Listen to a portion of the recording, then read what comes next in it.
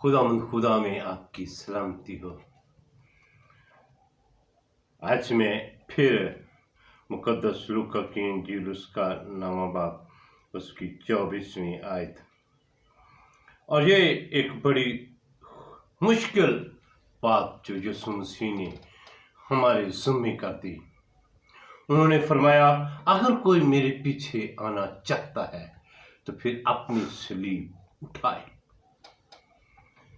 ये एक बड़ी मुश्किल बात है, हम अपनी सलीब उठाएं और फिर यीशु मसीह के पीछे चलें।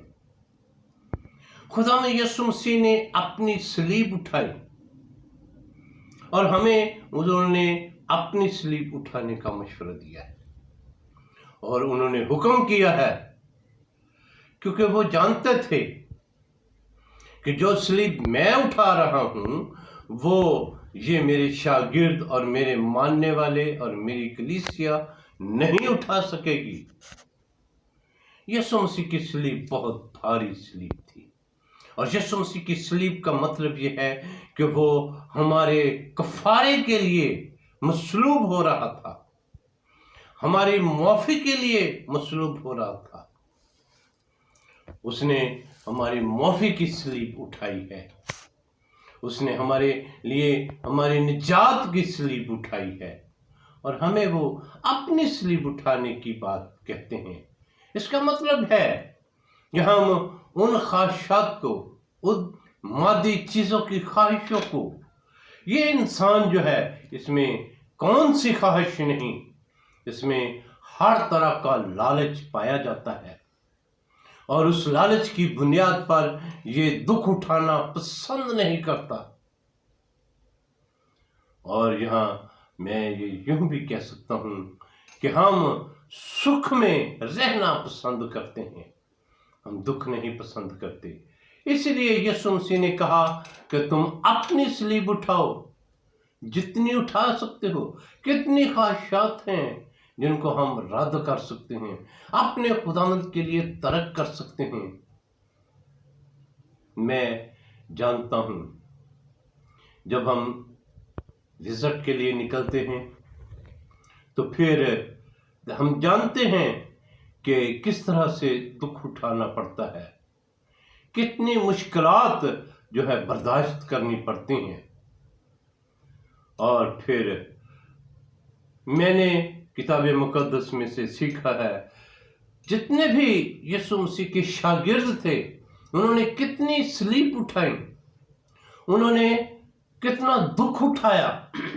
सलीब का मतलब है दुख उठाना, और उन्होंने कितना दुख उठाया। कोई भी यीशु मसीह का शागिर्द जिनको उसने चुना, यानी वो 12 शागिर्द, उनमें से तमाम के तमाम जो है वो दुख की मौत मरे, दुख के साथ मरे। उनको कत्ल किया गया, उनको संसार किया गया, उनको सलीब दिया गया, उनको तेल में जलाया गया, ईवन के उनके बदनों को एक गीली खौर में भी सी दिया गया और वो इस तरह से मरे और इस तरह से उनकी जिंदगी का खात्मा हुआ, वो तमाम हुए। और आज वो हमसे कहते हैं कि तुम अपनी सलीब उठाओ। मैं एक शख्स को अपने तजर्बे की बुनियाद पर आपसे उस बात को सुनाना चाहता हूँ। मैंने शेख मती की जिंदगी को देखा, मैंने सीखा कि वो किस तरह से था। मती रसूल, जिसको इराक में शेख मती कहा गया, मती रसूल शहाना जिंदगी बसर करने वाला शख्स था। वो उस जमाने के ठेकेदारों में शामिल होता था जो उस हुकूमत के साथ ठेकेदारी करते थे, यानी रुपए पैसे वाला शख्स था। और मैंने जब उसका हुजरा देखा तो मुझे बहुत परेशानी हुई कि वो शख्स जो इतनी आसाइश के साथ रहता है वो इस हुजरे में किस तरह से रहता होगा। और मैंने उसका हुजरा देखा, वो तकरीबन 4.5 फुट लंबाई में और तकरीबन 3.5 फुट के करीब वो ऊंचाई में था।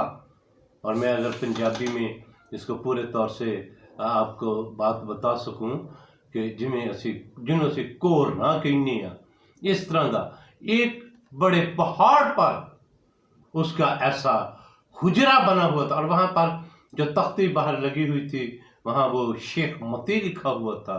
और मैंने उनसे पूछा कि ये शेख क्यों कहा जाता है, ये शेख तो नहीं थे, ये तो यीशु मसीह के शागिर्द थे।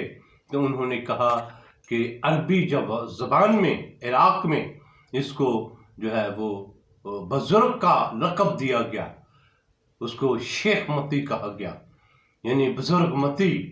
और मैं उसकी उस लाइफ से, वो एक अमीर आदमी था, शाहाना जिंदगी बसर करने वाला शख्स था, लेकिन वो अपने खुदा में यीशु मसीह के लिए फकीर हो गया। आज कलीसिया में और खादमों में इसकी बरक्स तस्वीर हम देख सकते हैं। लेकिन हम इस बात को याद रखें कि हमें अपनी सलीब उठानी है और हमें पूरे तौर से खुदा में यीशु मसीह के नाम का प्रचार करना है।